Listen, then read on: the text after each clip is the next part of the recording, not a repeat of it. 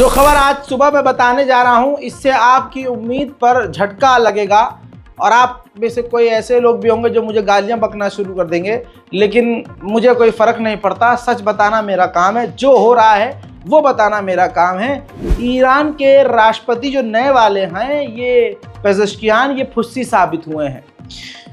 अब बता दूं कि इनके चाहने न चाहने से कुछ नहीं होता है, होता वही है जो ईरान की आर्मी को आदेश ईरान के सुप्रीम लीडर देते हैं। इस खबर को आगे बताने से पहले चंद ये बातें बताना आप लोगों को ज़रूरी है। पेज़ेश्कियान के बारे में आज मैं आपको वो बात बताता हूं जो बताने का मुझे समय नहीं मिला था। पेज़ेश्कियान के बारे में आप किसी भी ईरानी जो ईरान का ही नागरिक है उससे जब कभी कांटेक्ट करेंगे तो वो आपको बताएगा, वरना आप कंफर्म भी कर सकते हैं कि पेज़ेश्कियान जीत तो गए हैं, लेकिन पेज़ेश्कियान का जो दिल और दिमाग है, जो सोच है, वो वेस्टर्न है, वो अज़ेरी ज़बान है, यानी अज़रबैजान की सरज़मीन से उनका ताल्लुक़ है और उनका झुकाव भी यूरोप की तरफ है। ये जो ईरान का नया राष्ट्रपति मसूद अज़हरी है, ये पूर्व मतलब रिटायर्ड हार्ट सर्जन रह चुके हैं, डॉक्टर हैं। और आपको बता दूं कि ये वो शख्स है जिसने अपने करियर में, पॉलिटिकल करियर में ये भी बयान दिया था और उसी सोच का है कि अमेरिका से नॉर्मलाइजेशन कर लेना चाहिए और अमेरिका से बातचीत करके अपने रिश्तों को ठीक करना चाहिए। जबकि ईरान के रिवॉल्यूशन के बाद से अब तक कोई ऐसी सरकार नहीं आई थी, कोई ऐसा प्रधानमंत्री नहीं था जो झुक जाए अमेरिका इजराइल की तरफ। लेकिन ये पहला ईरान का राष्ट्रपति है जो जीत तो गया और साथ में उसकी सोच भी यूरोप वाली है। बड़ी बात यह है कि ये उस सोच का भी है कि अगर वहाँ पर ईरान में जो लड़कियाँ विरोध करती हैं हिजाब का, तो उन पर भी ये नरमी कर सकता है, जैसे गैर मुस्लिम देशों में होता है, भाई जिसको हिजाब करना करे, जिसको नहीं करना ना करे। तो पेज़ेश्कियान इस सोच का भी है। इस संदर्भ में मेरी खुद ईरानियों से बात हुई है।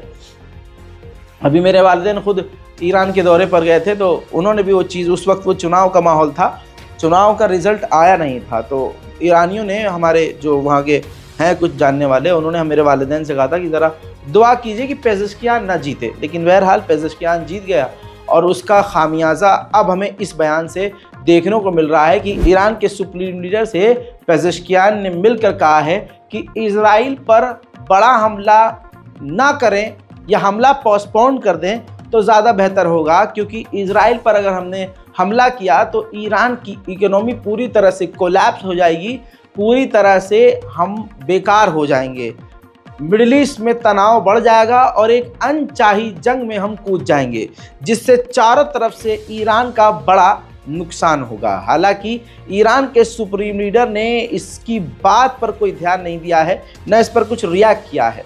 वहीं यही पेज़ेश्कियान दूसरी तरफ ये कह रहे हैं, ओआईसी के अंदर ईरान ने कहा है, जो अभी मीटिंग चल रही है, कल रात तक चली है मीटिंग, उसमें ओआईसी की मीटिंग में ईरान यानी पेज़ेश्कियान की गवर्नमेंट ने क्लियर कहा है कि हम पूरा अधिकार रखते हैं कि इजराइल पर अटैक कर सकें और हमारा अधिकार है और हम हमला करेंगे। वहीं सऊदी अरब ने पहली बार ईरान का साथ देते हुए कहा है कि ईरान के अंदर किसी व्यक्ति को कत्ल करना, उसके बॉर्डर को, एयर स्पेस को क्रॉस करके इंटरनेशनल लॉ का उल्लंघन है और ये क्राइम है। हालांकि चालाक सऊदी अरब की गवर्नमेंट ने इस्माइल हानिया के कत्ल की निंदा नहीं की, बस ये कहा कि दूसरे देश में घुसकर हमला करना गलत है। उधर व्हाइट हाउस ने भी बयान दिया है। पेज़ेश्कियान के बयान को व्हाइट हाउस के इस बयान से मैं पर्सनली मिला रहा हूँ।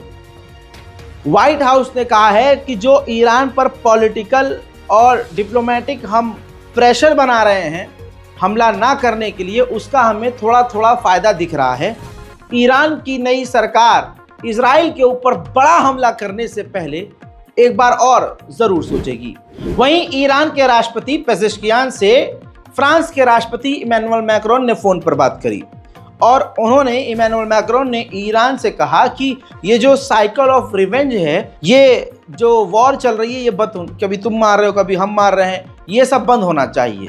इस पर पेजेश्कियान ने कहा है कि ईरान के पास यानी हमारे पास बदला लेने का और सेल्फ डिफेंस का पूरा अधिकार है। वहीं बरतानिया ने भी ईरान को बड़े ही खुले अल्फाजों में धमकी दी है। बरतानिया ने कहा है और धमकी दी है कि अगर ईरान ने कोई भी गलती की तो ईरान को बड़ा खामियाजा भुगतना पड़ेगा और ईरान बड़े नुकसान के लिए तैयार रहे। देखिए, ईरान के राष्ट्रपति पेजेश्कियान के बकबक करने से कोई फर्क नहीं पड़ता।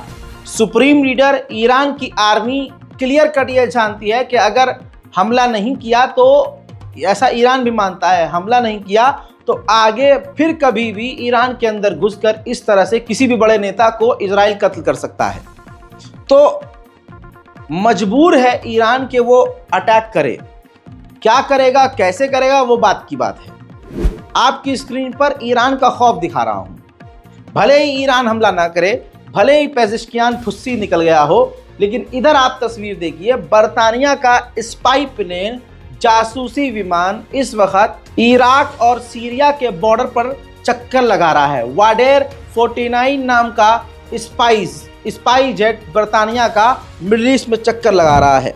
फिर से कह रहा हूं, पेजेश्कियान भले ही मिनमिना रहे हों, लेकिन ईरान का खौफ इतना है कि अमेरिका ने मिडिल ईस्ट में अपना एडवांस फाइटर जेट कल ही F-22 रैप्टर, तस्वीर देखिए, F-22 fighter jet Raptor series का मिडिल ईस्ट में भेज दिया है 12, जी हाँ, F-22 12 जो रैप्टर सीरीज हैं, advance fighter jet, latest technology से लेस, AI से लेस ये फाइटर जेट इस वक्त मिडिल ईस्ट में ईरान के खिलाफ तैनात हो चुके हैं।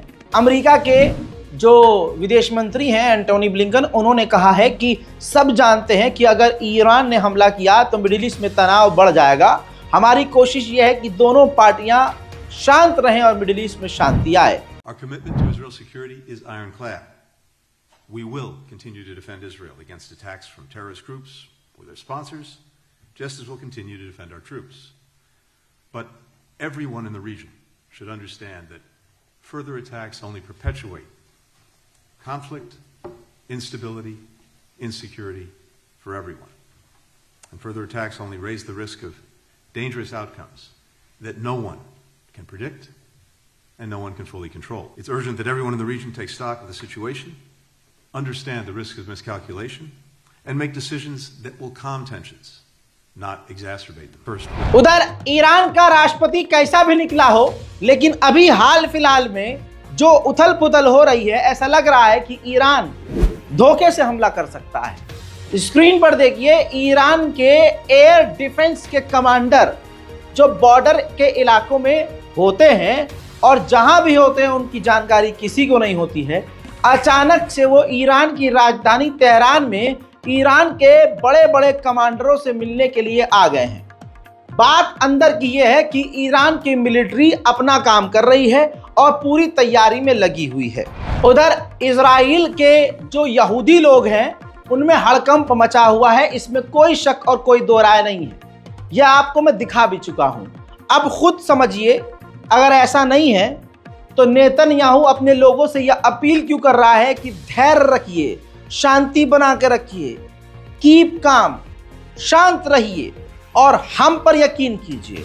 हम अपने डिफेंस के लिए पूरी तरह तैयार हैं और ऑफेंस के लिए यानी पलटवार करने के लिए भी पूरी तरह तैयार हैं। पिछले महीने एक पाकिस्तानी नागरिक को अमेरिका की FBI ने अमेरिका में गिरफ्तार किया था। जानकारी अब अमेरिका ने रिलीज करी है कि ये जो व्यक्ति है पाकिस्तानी, इसको ईरान ने हायर किया था अमेरिका में डोनाल्ड ट्रंप को कत्ल करने के लिए। अब आपको बता दूं कि ईरान का राष्ट्रपति कुछ भी बोले, लेकिन इजराइल के लोगों में इतना खौफ है कि इजराइल का अंतर्राष्ट्रीय एयरपोर्ट बेन गुरियन एयरपोर्ट पूरी तरह से खाली पड़ा है। जिन लोगों को भागना था वो भाग चुके हैं, जिनको बंकरों में छुपना है वो पूरा देश जाकर बंकर में छुप चुका है। एयरपोर्ट में सारी फ्लाइट अब रद्द हो चुकी हैं, कुछ कुछ फ्लाइट चल रही हैं और एयरपोर्ट खाली पड़ा है, इजराइल का इंटरनेशनल एयरपोर्ट।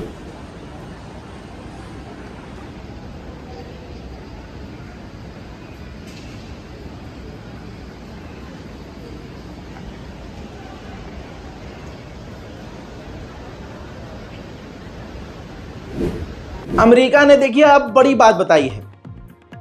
अमेरिका ने कहा है कि मीडिएटर्स जो बीच में हैं, इजराइल, ईरान और अमेरिका के हम बीच में जो मीडिएटर्स हैं हमारे, उन्होंने हमको जानकारी दी है कि ईरान ने हमें बताया है कि इजराइल के ऊपर जो हम हमला करेंगे वो काफ़ी लिमिटेड होगा, काफ़ी कैलकुलेटेड होगा और सोच समझ कर किया जाएगा। यानी ईरान ने ये कहा है कि हम जो हमला करेंगे वो नागरिकों पर नहीं करेंगे। यानी मुझे ऐसा लगता है कि ईरान सिर्फ अपनी इज्जत बचाने के लिए हल्का फुल्का अटैक कर सकता है, लेकिन हम हर जगह सही भी नहीं हो सकते। क्या पता ईरान खेल जाए, ये दिखाए कि हम हमला करेंगे हल्का लेकिन कर दे कुछ बड़ा। वहीं अमेरिका टेंशन में है बहुत ज़्यादा, क्योंकि कल तक इजराइल ने ये कह दिया है कि अगर हमें दिखा कि ईरान अटैक करने वाला है तो उससे पहले हम बड़ा हमला कर देंगे। इस बयान के बाद अमेरिका टेंशन में आ गया है और अमेरिका ने इजराइल से कहा है कि आपको जो भी करना है आप पहले हमें बताएंगे। देखिए, ईरान के राष्ट्रपति की फुस्सीपने से आप अपना दिल छोटा मत कीजिए। अल्लाह जिससे काम लेना चाहे उससे ले सकता है, चाहे तो चींटी से हाथी को गिरवा दे। इतना तो ईमान आपका होगा। तो ये मत सोचिए कि ईरान का राष्ट्रपति फुस्सी निकल गया तो यार अब कुछ नहीं होगा, कब क्या हो जाए कुछ नहीं पता। कनाडा की इंटेलिजेंस को आप मानते हैं बहुत खतरनाक इंटेलिजेंस है ना, बढ़िया। तो उसके पास कुछ तो ऐसी जानकारी होगी जिसकी वजह से कनाडा इजराइल के अंदर उसकी जो एम्बेसी में काम करने वाले उसके एम्बेसडर समेत जितने भी कार्यकर्ता हैं, जितने भी ऑफिशियल वर्कर्स हैं, सबको कनाडा वापस बुला रहा है, क्योंकि जंग का खतरा बढ़ चुका है। तो भाई कोई तो जानकारी कनाडा के पास होगी कि ईरान सच में इस बार कुछ करने वाला है, क्योंकि पूरे मिडिल ईस्ट से लेकर यूरोप के देशों में ईरान के हमले का खौफ है। उधर मेरे दोस्तों, इस्माइल हानिया की शहादत के बारे में एक बड़ा अपडेट और आया है। हजरात मोहतरम, आपको बता दूं कि इजराइल ने पहले इस्माइल हानिया को कत्ल कर दिया, उसके बाद अमेरिका को बताया। रिपोर्ट यह है कि अमेरिका की सरकार सदमे में आ गई थी, उसको शौक लग गया था कि आखिर ये क्यों किया और कैसे कर दिया। अमेरिका को तब और ज़्यादा बुरा लगा और अमेरिका ने कहा कि ये इजराइल का गलत कदम है।